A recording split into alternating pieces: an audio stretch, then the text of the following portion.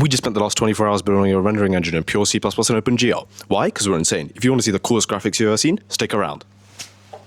We're currently doing the Sensofusion Radio City Challenge, where using the provided 3D model of Hong Kong, demonstrate how radio waves travel, place imaginary moving radio sources on the map.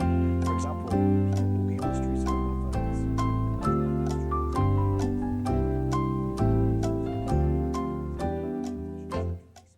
There is no single correct solution for this challenge. There are multiple creative ways of showing your results.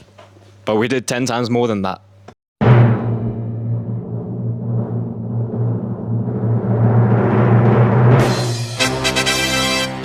Okay, you get the gist. We built a radio wave simulator, but here's how we did it.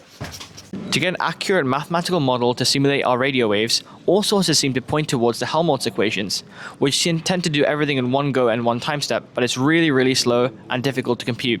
But soon we found the Maxwell equations, which can do everything in time step after time step, kind of like what we do in a simulation.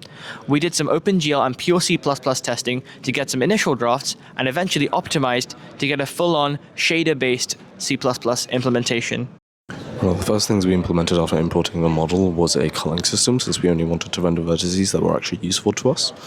The next thing that we implemented after that was focusing on getting the Maxwell equation working with our Hong Kong model, the one that you saw earlier with the cube.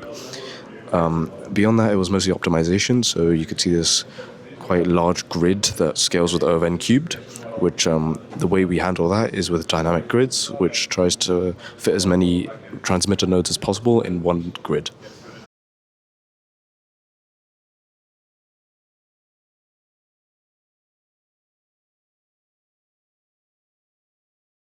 Hey, banger! I love that ad. I don't